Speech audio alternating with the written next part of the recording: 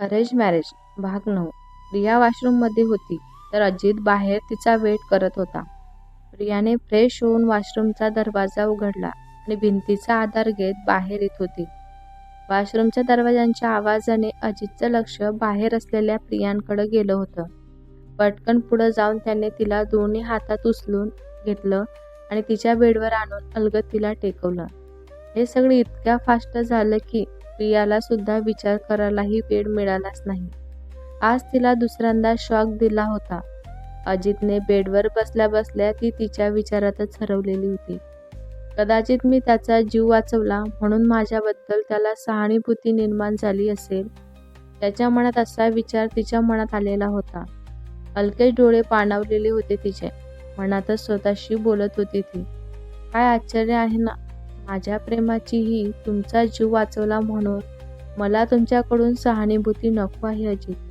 खरं तर मी तुमचा नाही माझा जीव वाचवलेला आहे. पण तुम्हाला बोलून काय फायदा आहे ना. स्वतःशी उपासका हसली ती. अजितला फोन आला म्हणून अजित गॅलरीत जाऊन फोनवर बोलत होता. तर दरवाजा वाजला म्हणून विचारात हरवलेली प्रिया एकदम भानावर आली होती. शोभा म्हणाली, उठलं का माझं बाळ? मी गरम गरम उपीट करून आणलेलं आहे तुझ्यासाठी. आधी ते खाऊन घे म्हणजे तुला बरं वाटेल जरा. काल जेव्हा आई बाबा आले होते तेव्हा प्रिया शुद्धीवर आलेली नव्हती. आज अचानक आईला समोर पाहून प्रियाला भरून आलेलं होतं. आपोआप डोळ्यातून धारा वाहू लागलेल्या होत्या तिचा. आईने तिची मनस्थिती ओळखून तिला पटकन छातीशी लावले. तिचे डोळे पुसत तिला त्या म्हणाल्या होत्या, खूप बहादूर आहे माझं बाळ. स्वतःच्या कुंकवाचं रक्षण केलं तिने. एवढं यमाच्या दारात जाऊन परत आलीस आहेस बाळा तू. आणि आता रडायला काय झालं तुला? बिलकुल रडायचं नाही तू. माझी पिऊ मला हसताना आवडते, रडताना बिलकुल नाही. आईच्या तोंडातून हे वाक्य ऐकताच प्रियाच्याही चेहऱ्यावर स्मित हास्य झळकलेलं होतं. अजितही मायलेकीचं बोलणं ऐकतच होता. प्रियाच्या आईच्या सोबत आलेल्या अलकाही मागेच उभ्या होत्या. प्रियाला कितीही धीर दिला असला तरी प्रियाच्या आईच्या डोळ्यात न कळत का होईना अश्रू आलेलेच होते. शेवटी त्यांची एकुलते एक लेकरू होतं.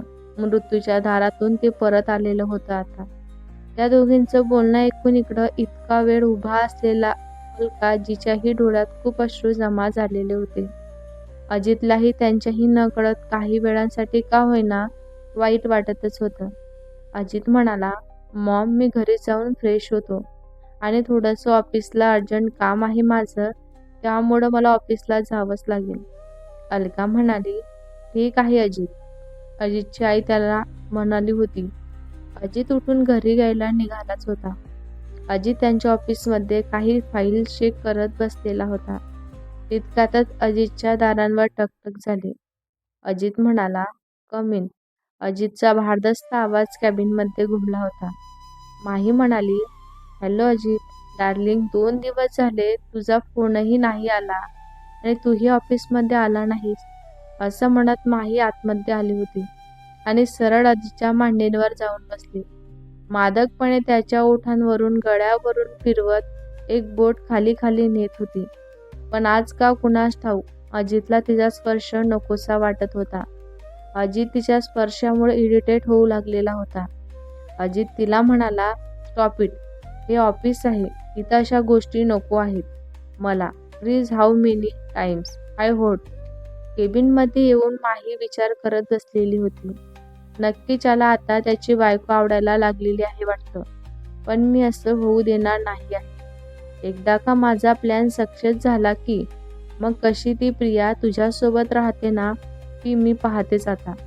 तसंही मला तुझ्यातही काडीचाही इंटरेस्ट नाही आहे.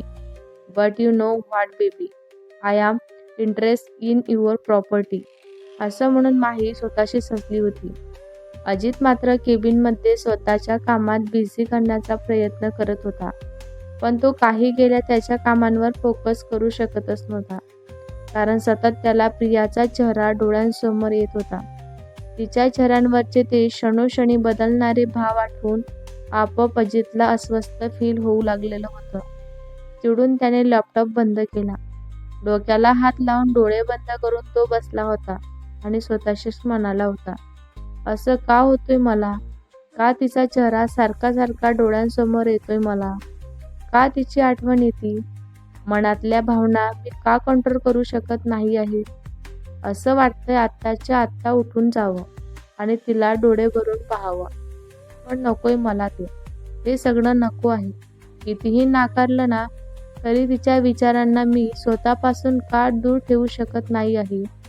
विचार करून करून अजितचं डोकं फुटायची वेळ आलेली होती आता.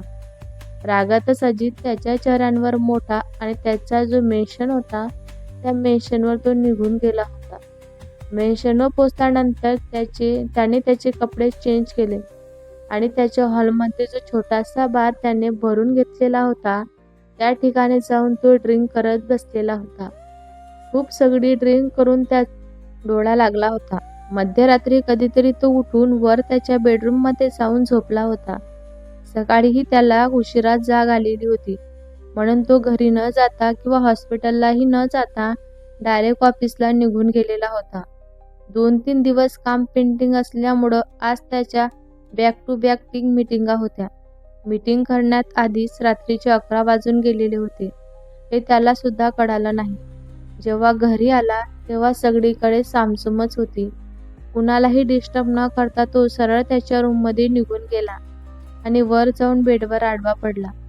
मनातच प्रियाचे विचार घोळत होते. तिला पाहायची इच्छा होत होती त्याला. पण रात्री इतका उशीर झालेला आहे आपल्याला, हे समजून त्याने हॉस्पिटलला न जाता डायरेक्ट घरी यायचं ठरवलेलं होतं. विचार करता करताच थकल्यामुळं त्याला तसाच त्याचा डोळा सुद्धा लागला. सकाळी उठून फ्रेश होऊन जेव्हा तो डायनिंग जवळ आला, तेव्हा मॉम सर्वांना ब्रेकफास्ट सर्व्ह करत असलेल्या त्याला दिसल्या होत्या.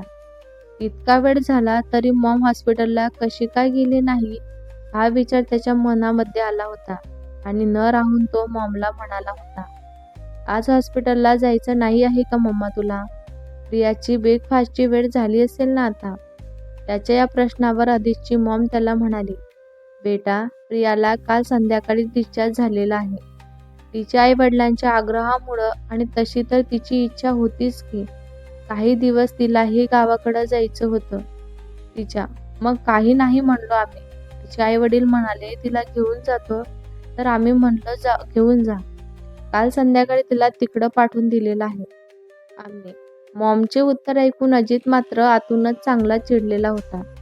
कारण त्याला तिला पाहायचं होतं. खाली तिला पाहता आलेलं नव्हतं त्याला आणि आज तयार होऊन तो डायरेक्ट तिला भेटायला तिकडं जाणार होता. पण आता मात्र त्याला उगीच अस्वस्थ वाटू लागलेलं होतं.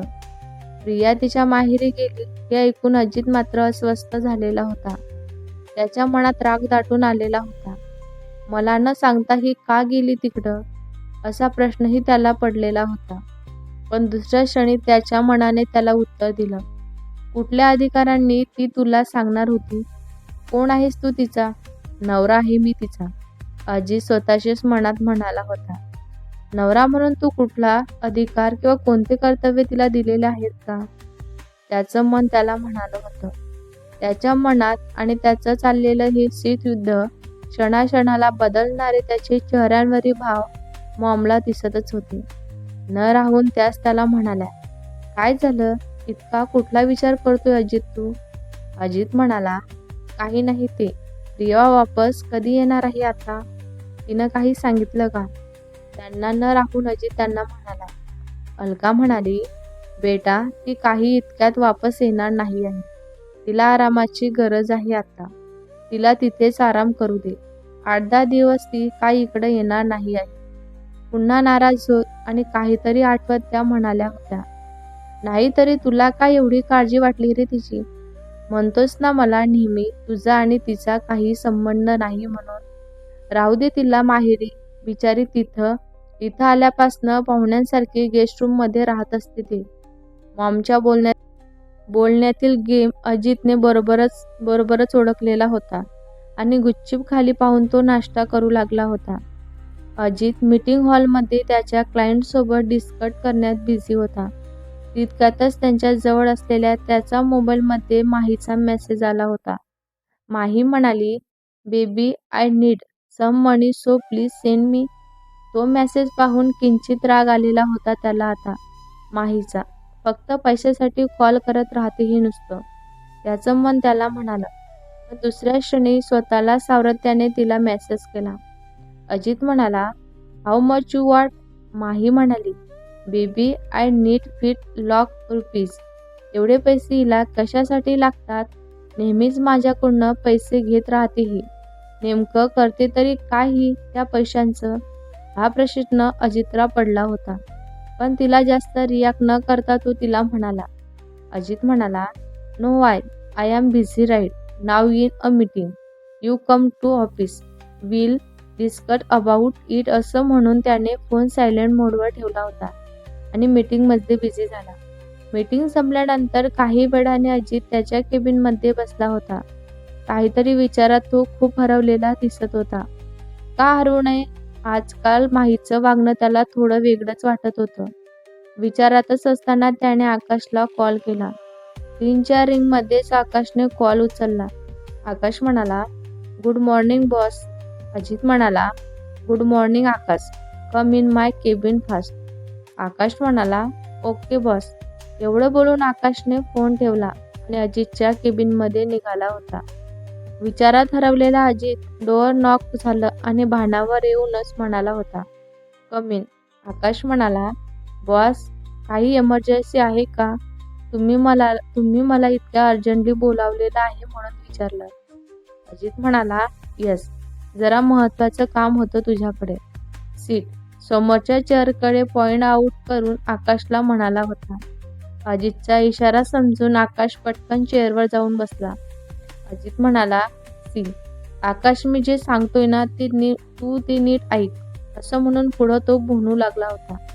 एक काम कर, मला माहीची पूर्ण कुंडली हवी आहे. ती कुठे जाते, कोणाशी बोलते, काय करते, ते सगळ्यात महत्त्वाचं म्हणजे ती कोणाला भेटते. जे किट आपलंच माणसं कामाला लावा आणि लवकरात लवकर मला माहिती द्या. आकाश म्हणाला, ओके बॉस, आताच आपले सगळे माणसं कामाला लावतो आणि 2 दिवसात तुम्हाला माहिती देतो. आकाश म्हणाला आणि केबिनच्या बाहेर निघून गेला. असे 4-5-6 दिवस निघून गेले होते. पण अजितची फार चिडचिड होत होती. कारण त्याला प्रियाला सतत पाहावंसं वाटत होतं. तिला भेटावंसं वाटत होतं. कधी कधी तर त्याला वाटायचं की आत्ताच्या आत्ता उठावं आणि सगळं सोडून पळत तिच्याकडं जावं. पण बिचारा पुन्हा शांत बसायचा. आता हळूहळू प्रियाची जखम भरून येतच होती. गावाकडची प्रसन्न सकाळ तिला खूप आवडायची. थंडीचे दिवस असल्यामुळं अंगांवरती शाल गुंडाळून प्रिया खिडकीजवळ येऊन उभी राहिलेली होती. सकाळच्या थंडीने अलगद अंगांवरती शहारा उमटला तिच्या आणि डोळ्यातून एक चुक्कार अश्रू गालांवर उघडला होता. अजितच्या वागण्यामुळं प्रियाला खूप हट झालेली होती. तिला खूप वाईट वाटत होतं. प्रिया मनातच म्हणाली, अजित, का तू असं केलंस? मी काय बिघडवलं होतं तुमचं? का माझ्याशी असे वागतात तुम्ही? मी तर तुम्हाला सगळं खरं खरं सांगितलं होतं ना. तुम्ही का लपवलंत माझ्यापासनं? का नाही सांगितलं मला खरं खरं की तुमचं माझ्यावर प्रेम नाही आहे म्हणून? मला जर एकदा म्हणाला असतात तर अजित, मी तर कधीच पुन्हा तुमच्या आयुष्यात आले नसते ना. शोभा म्हणाली, पिऊ बाळा, पिऊ बाळा, अगं थंडीचं काय करतेस इथे खिडकीजवळ? इकडं बरं ये आधी इकडे येऊन बेडवर बस. बाहेर खूप थंडी आहे. रात्रीचा आईचा आवाज प्रियाच्या कानावर पडला आणि पटकन तिने तिचे अश्रू एका हाताने पुसले. चेहऱ्यांवर हसू आणत ती मागे वळाली आणि तिच्या आईला म्हणाली, अगं आई, किती फ्रेश वाटतं इथे, बघ ना येऊन. सकाळ सकाळी छान वाटतं खिडकीजवळ उभे राहून. बाहेर पाहण्यातच मज्जा वेगळीच आहे. असं म्हणत प्रिया हळूहळू चालत बेडजवळ आली. केव्हा ना प्रियाला माहेरी येऊन 4-5 दिवस झाले होते. अशीच संध्याकाळी प्रिया तिच्या बेडरूममध्ये झोपलेली होती. गोळ्यांच्या प्रभावामुळं तिला गाढ झोप लागलेली होती. दारांवर थाप पडली म्हणून प्रियाच्या आईने दरवाजा उघडला आणि काय आश्चर्य, त्यांच्यासमोर अजित उभा दिसलेला त्यांना दिसला. त्यांच्यासोबत आकाशही होता. आकाश त्यांचा बॉडीगार्ड असल्यामुळं जेव्हापासून अजितवर हल्ले वाढायला लागले होते तेव्हापासून तो आता कुठेही त्यांच्यासोबत जाऊ लागलेला होता. यांना प्रियाची आई अजितला म्हणाली होती, चेहऱ्यांवर कुठलीही भाव न दाखवता अजित आतमध्ये आला होता. त्यांच्या मागे मागे आकाश सुद्धा आतमध्ये आला. प्रियाचे वडील ही जे टीव्ही पाहत बसलेले होते त्यांना समोर पाहून अजितला पाहून आश्चर्य वाटलं आणि ते म्हणाले. साहेबराव म्हणाले, इतक्या उशिरा कसं काय येणं केलं तुम्ही? अजित म्हणाला, ते बाबा मला प्रियाला भेटायचं होतं ना, म्हणून मी आलेलो आहो. अजित या वाक्यांवर मात्र प्रियाचे आई आणि वडील दोघेही मनोमन सुखावले होते. कारण त्यांना वाटू लागलेलं होतं की आपला जावई आपल्या मुलीवर खूप प्रेम करतो. एक आई वडिलांना म्हणून त्यांना आणखीन काय पाहिजे? आपली मुलगी आनंदात आहे हेच त्यांना हवं असतं. मनातच त्यांनी ईश्वरांचे आभार मानले. प्रियाच्या आईने ट्रेमध्ये पाण्याचे ग्लास घेऊन त्या हॉलमध्ये आल्या होत्या. अजित आणि आकाश दोघेही त्यांनी पाणी घेतलं. शोभा म्हणाली, अजित बेटा, तुम्ही जेवण करणार आहात ना? अजित म्हणाला, नाही आई, नको, मी बाहेरूनच जेवण करून आलेलो आहोत. जेवायची अजिबात इच्छा नाही आहे. ती प्रियाला फक्त भेटायचं होतं मला. तिला भेटून मी जाईलच. साहेबराव म्हणाले, असं कसं? इतक्या रात्री तुम्ही आलात. रात्रीचे 10 वाजलेले आहेत आणि तुम्ही म्हणताय लगेच वापस सुद्धा जाईल. हे कसं काय शक्य आहे? ते काही नाही, आज रात्री तुम्ही येथेच राहा. मी काही लगेच तुम्हाला जाऊ देणार नाही आहे. प्रियाचे बाबा अजितला म्हणाले होते. ती समोर प्रियाची रूम आहे. थांबा, मी तिला उठवते लगेच. असं म्हणून प्रियाची आई प्रियाच्या रूमकडे निघाल्या होत्या. अजित म्हणाला, नको नको, राहू द्या. मी आता झोपली असेल ती. उगाच तिची झोप मोड होऊन जाईल. माझं मी जाऊन झोपतो. साहेबराव म्हणाले, आकाश, तुम्हाला ती खालची खोली आहे. चला, तुम्हाला मी दाखवतो. असं म्हणून प्रियाचे बाबा आकाशला घेऊन दुसऱ्या रूमकडे निघाले होते. तर अजितही प्रियाच्या रूमकडे निघालेलाच होता. आई काही म्हणायच्या आत तो प्रियाच्या रूममध्ये पोचलाही होता आणि हळूच त्यांनी दरवाजा बंद करून घेतला होता. समोरच प्रिया बेडवर झोपलेली त्याला दिसली होती. खूप निरागस दिसत होती ती झोपेसुद्धा. ती सरळ छताकडे तोंड करून झोपलेली होती. एक हात पोटांवर होता तिच्या आणि दुसरा डोक्यांवरच्या वरती दुमडलेला होता, तर उजवा पाय किंचित वर उचललेला होता. त्यामुळे तिच्या पायावरून तिची नाईटी थोडी वर सरकलेलीच होती. दरवाजांची कडी लावून जेव्हा तो पाठीमोरा वळला होता, समोरच बेडवर प्रिया झोपलेली त्याच्या नजरेस पडली होती. त्याची नजर आता तिच्या त्या पायातल्या सुंदर अशा पैजणावर गेली होती आणि त्याच्या काळजाचा ठोका चुकला होता. खूप मादक दिसत होती ती आज. अजित हळूहळू चालत तो बेडवर आला होता. एका क्षणासाठी त्याची नजर तिच्या त्या निरागस आणि सुंदर अशा चेहऱ्यांवर खिळलेली होती जणू.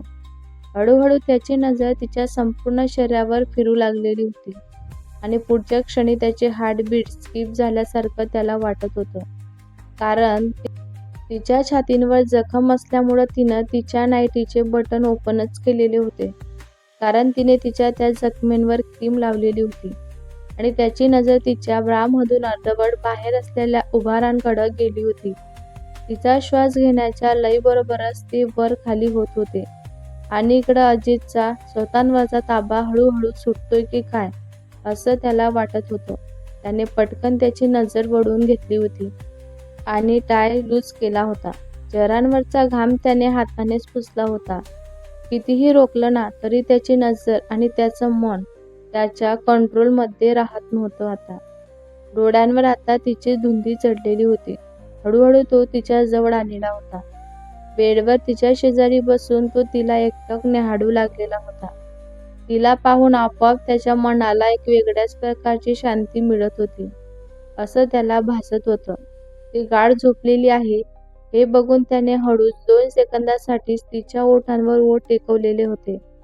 त्याच्या इतक्या जवळ येण्याने एका अनोळखीचा सुगंध आणि त्याचा स्पर्श जाणवताच प्रियाला झोपेतही त्याची चाहूल लागलेली होती. धाडकन तिने डोळे उघडून त्याच्याकडे पाहिलेलं होतं आणि पुन्हा भीतीने तिच्या श्वासांचा वेग वाढलेला होता. भांबावून गेली होती ती त्याला समोर पाहून. त्याची रोखलेली नजर ज्या ठिकाणी होती ते पाहून क्षणात तिचा हात त्या ठिकाणी गेला, पण दुसऱ्या क्षणी तिला त्या ठिकाणी वेदना जाणवल्या होत्या आणि तिच्या तोंडून उद्गार बाहेर पडले होते. आई ग! अजितने पटकन भानावर येत तिचा हात त्या ठिकाणाहून बाजूला केला आणि तिला म्हणाला होता, एवढं काय झालं ग तुला घाबरायला? मीच आहे. खूप खोलवर जखम आहे वाटतं. पुन्हा असा मूर्खपणा करू नकोस तू. चेहरा बघ किती फिक्का पडलेला आहे तुझा. असा म्हणून तो तिच्या छातीवरच्या जखमेंवर हळूवार फुंकर घालू लागला होता. पण त्यांच्या फुंकल घालण्याने प्रिया मात्र खूप अस्वस्थ होऊ लागलेली होती. गडबडीने तिच्या हात लावल्याने तिच्या जखमेंवरचा मलम निघालेलाच होता. अजितची नजर त्यावर गेली आणि त्याने हळूवार फुंकर मारत कधी त्या ठिकाणी मलम लावलाय चालू केलेला आहे हे प्रियालाही समजले सुद्धा नाही. त्याचे हात तिच्या छातीच्या जरासे वर जिथे जखम होती तिथं फिरत होते आता. तर त्याच्या स्पर्शाने उत्तेजित होऊन तीही मोठमोठे श्वास घेत होती. दोघांचीही नजर एकमेकांच्या नजरेत गुंतलेली होती आता आणि त्यांचा हात एकसारखा तिच्या छातींवर फिरत होता. तसा तोही हळूहळू बेकाबू होत चाललेला होता. त्याच्या नजरेतले भाव बदलत असलेले पाहून भानावर येत आणि त्याचा तो स्पर्श असह्य होऊन तिने त्याचा हात पकडलेला होता आणि ती त्याला म्हणाली होती, प्लीज नको ना. तिने असा म्हणताच अजितने तिचा हात पकडला आणि तिला स्वतःच्या मिठीत घेत तिचे ओठ स्वतःच्या ताब्यात घेतले होते. हे इतक्या फास्ट झालं की बिचारी प्रियाला तर काही समजण्याच्या पलीकडच त्याने तिचे ओठ हळूहळू चोखायला सुरुवात केलेलीच होती. खूप प्रेमाने तो तिचे ओठ चाकत होता. पण प्रिया ती तर एका वेगळ्याच दुनियेत पोचलेली होती आता. तिच्या मेंदूने काम करणं बंद केलेलं होतं. तिच्या आयुष्यातला तिचा हा पहिला किस होता. थोडीशी भीती होती आणि खूप सारं एक्साइटमेंट त्यावेळेला तिला जाणवतच होतं. पोटामध्ये फुलपाखरं उडत असल्याचा भास तिला होतच होता. त्याच्या ओठात तिचे ओठ असताना अचानक तिला आठवलं की पहिल्या रात्री तो तिला सोडून कसा एकटा निघून गेला होता आणि आपोआप एक चुक्कार अश्रू तिच्या बंद डोळ्यातून खाली उघडलेला होता. तिला किस करण्यात बिझी असलेला अजितला जेव्हा जाणीव झाली की तिच्या डोळ्यातून अश्रू बाहेर पडलेला आहे, तेव्हा तो भानावर येत त्याने तिचे ओठ सोडले होते आणि तिच्या चेहऱ्यांकडे तो पाहू लागलेला होता. आता समोर त्याला भीतीने थरथरणारी आणि बावरलेली प्रिया त्याला दिसली होती. त्याही स्थितीत तिने झटकन डोळे बाजूला वळून नाईटची वरची बटन जी ओपन होती ती लावून घेतलेली होती. अजित म्हणाला, झोप तू, मी इथे तुझ्या बाजूने झोपतो. प्रिया म्हणाली, थोडं शुद्धीवर येत. प्रिया विचारत होती, तुम्ही इथं कसं काय आलात? अजित म्हणाला, थोडं काम होतं इकडं माझं नागपूरला, म्हणून मी इथं आलेलो आहो. पण उशीर झाल्यामुळं इकडं आलो. शिवाय मॉमने सांगितलं की तुला भेटून तुझी विचारपूस कर म्हणून. मी आलोय म्हणून आलो तुला भेटायला. पण त्याच्या तोंडून हे वाक्य ऐकून प्रियाला पुन्हा वाईट वाटलं होतं. मनातच ती स्वतःशी बोलू लागली होती, म्हणजे हे स्वतःहून आलेले नाही आहेत मला भेटायला. त्यांना मॉमने पाठवलेलं आहे. एक निशाणा जणू की तिला तिच्यावर हसू आलं. चेहऱ्यांवर उमटलेलं पुन्हा स्वतःशीच ती म्हणाली होती, मी किती वेडी आहे ना, जी मनाला आस लावून बसले होते की खरंच यांना माझी आठवण आली असेल म्हणून ते आले आहेत. पण हे कसं शक्य ना, त्यांनी कधीच माझा विचारही केला नाही आहे. खरं तर मुळात मीच त्यांना आवडत नाही. अजित म्हणाला, झोप तू आता, किती विचार करशील? त्याचा आवाज कानी पडला आणि प्रिया शुद्धीत आली. तिने त्याच्याकडे पाहिलं तर तो बेडवर तिच्या शेजारी झोपलेला होता आणि तिच्याकडे पाहत होता. प्रिया म्हणाली, मी खाली झोपते, तुम्ही बेडवर निवांत झोपा. अजित म्हणाला, नाही नको, तुम्ही इथे वरती झोप, दोघेही आपण मापतो या बेडवर. असं म्हणून अजित बेडवर आडवा झाला. आता प्रियाकडेही कोणता चान्स नव्हता, त्यामुळे तिला नाईलाजाने त्याच बेडवर झोपावं लागलं. अंग चोरून ती त्याच्याकडे पाठ करून डोळे झाकून पडलेली होती. औषध गोळ्यामुळे तिला मात्र बेडवर आडवं पडताच झोप लागलेली होती. अजित मात्र एकटक जागाच होता, तिला पाहत होता. ती झोपली याची खात्री करून तिला हळूच स्वतःच्या मिठीत घेतलेलं होतं. स्वतःशीच तो म्हणाला होता, किती कासावीस झालेलो होतो तुला पाहिला मी. आता थोडी मनाला समाधान मिळाल्यासारखं वाटतंय मला. आणि डोळे झाकून घेतले होते त्याने आणि झोपून गेला. भेटूया पुढच्या भागात. हा भाग तुम्हाला कसा वाटला कमेंट करून नक्की सांगा. व्हिडिओ आवडले असल्यास लाईक करा, शेअर करा. नवीन असाल तर चॅनलला सबस्क्राईब करा. धन्यवाद.